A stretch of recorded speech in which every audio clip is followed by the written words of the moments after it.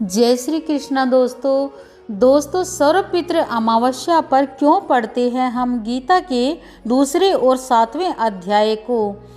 दोस्तों सर्वपितृ अमावस्या को जैसे कि नाम से विदित है सर्वपितृ, इसमें सभी पूर्वज आ जाते हैं जिसका हम श्राद्ध नहीं कर पाते और जिसका तर्पण पिंडदान नहीं कर पाते, तो हम सर्वपितृ अमावस्या के दिन उनका श्राद्ध तर्पण पिंडदान कर सकते हैं। आश्विन माह की कृष्ण अमावस्या को सर्वपितृ अमावस्या या मोक्षदायिनी अमावस्या या महालय भी कहा जाता है। यह दिन पितृपक्ष का आखिरी दिन होता है। अगर आप पितृपक्ष में श्राद्ध कर चुके हैं तो भी सर्वपितृ अमावस्या के दिन पितरों का तर्पण करना जरूरी होता है। सभी जाने और अनजाने पितरों हेतु इस दिन निश्चित ही श्राद्ध किया जाना चाहिए। इस दिन आप गीता के दूसरे और 7वें अध्याय को पढ़ सकते हैं।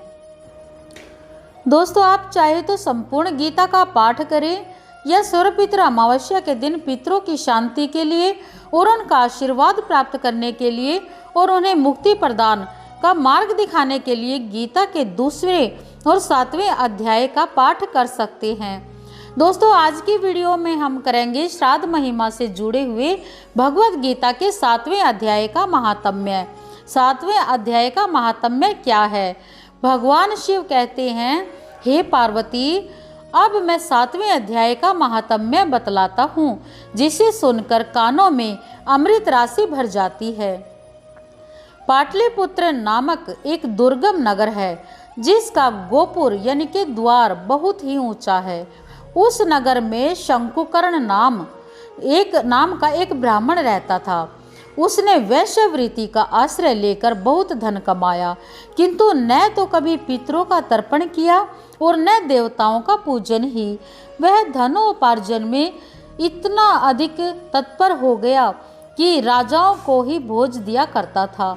एक समय की बात है, उस ब्राह्मण ने अपना चौथा विवाह करने के लिए पुत्रों और बंधुओं के साथ यात्रा की। मार्ग में आधी रात के समय जब वह सो रहा था तब एक सर्प ने कहीं से आकर उसकी बाह पर काट लिया।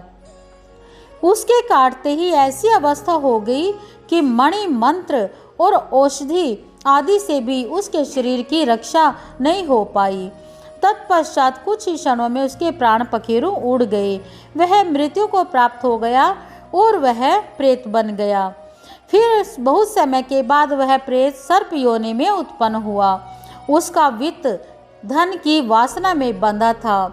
उसने पूरी उम्र धन ही जोड़ा, कभी श्राद्ध या तर्पण नहीं किया।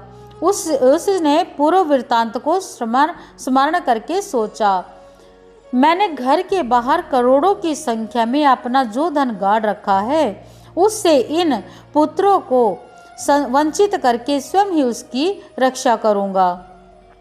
सांप की योनि से पीड़ित होकर पिता ने एक दिन स्वयं में अपने पुत्रों के समक्ष आकर अपना मनोभाव बताया। तब उसके पुत्रों ने सवेरे उठकर बड़े विस्मय के साथ एक दूसरे से स्वप्रश्न की बातें कही। वह चाहता था कि अपने पुत्रों के धन की मैं रक्षा करूं, इसलिए उसने अपने पुत्रों को सारी बातें बता दी। उनमें से मंझला पुत्र कुदाल हाथ में लिए घर से निकला और जहां उसके पिता सर्प योनि धारण करके रहते थे उस स्थान पर गया। यद्यपि उसे धन के स्थान का ठीक ठाक पता नहीं था, तो भी उसने चिन्हों से उसका ठीक निश्चय कर लिया, पता लगा लिया, पैरों के निशान से पता लगा लिया। लोभ बुद्धि से वह वहां पहुंचकर बांबी को खोदना आरंभ करने लगा। तब उस बांबी से बड़ा भयानक सांप प्रकट हुआ और बोला, ओ मूढ़, तू कौन है? किस लिए आया है? यह बिल क्यों खोद रहा है? किसने तुझे भेजा है? ये सारी बातें मेरे सामने बता। पुत्र बोला, मैं आपका पुत्र हूँ, मेरा नाम शिव है। मैं रात्रि में देखे हुए स्वप्रश्न से विस्मित होकर यहाँ का स्वर्ण लेने के कौतूहल से आया हूँ। पुत्र की यह वाणी सुनकर वह सांप हंसता हुआ उच्च स्वर से इस प्रकार स्पष्ट वचन बोला, यदि तू मेरा पुत्र है तो मुझे शीघ्र ही बंधन से मुक्त कर। मैं अपने पूर्व जन्म के गाढ़े हुए धन के ही लिए सर्प योनि में उत्पन्न हुआ हूँ। पुत्र बोला, पिताजी आपकी मुक्ति कैसे होगी, इसका उपाय मुझे बताइए, क्योंकि मैं इस रात में सब लोगों को छोड़कर आपके पास आया हूँ।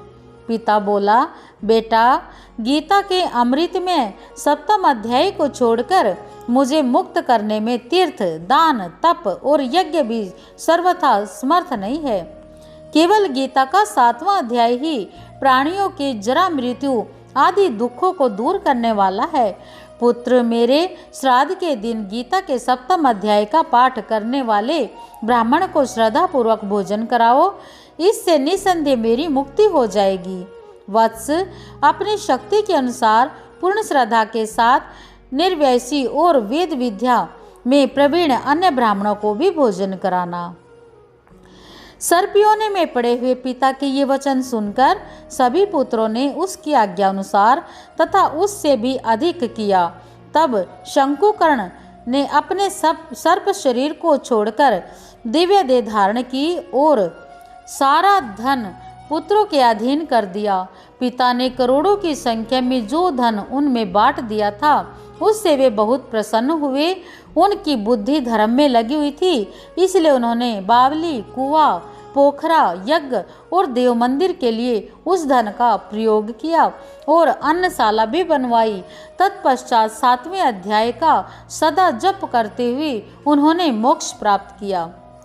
हे पार्वती, यह तुम्हें 7वें अध्याय का महात्म्य बतलाया है, जिसके श्रवण मात्र से ही मानव सब पातकों से मुक्त हो जाता है, सभी पापों से मुक्त हो जाता है और उसे मोक्ष की प्राप्ति होती है। इसलिए जो भी मनुष्य इस गीता के 7वें अध्याय का पाठ करेगा, ये महात्म्य सुनेगा या सुनाएगा, वह सभी पापों से मुक्त होकर मोक्ष को प्राप्त हो जाएगा। तो दोस्तों, हमें भी पितृ अमावस्या के दिन तो यह पाठ जरूर कराना चाहिए और हो सके तो अपने पूर्वजों के श्राद्ध के दिन यह महात्म्य पढ़ना चाहिए और सुनाना चाहिए। इससे अपना तो कल्याण होता ही है, दूसरों का भी कल्याण होता है। तो ये महात्म्य हमने आपको सुनाया है। दोस्तों, इस वीडियो को ज़्यादा से ज़्यादा शेयर करें ताकि बाकी के व्यूवर भी यह महात्म्य सुन सके और औरों को भी यह महात्म्य सुना सके। तो इसी के साथ हम वीडियो का एंड करते हैं और मिलते हैं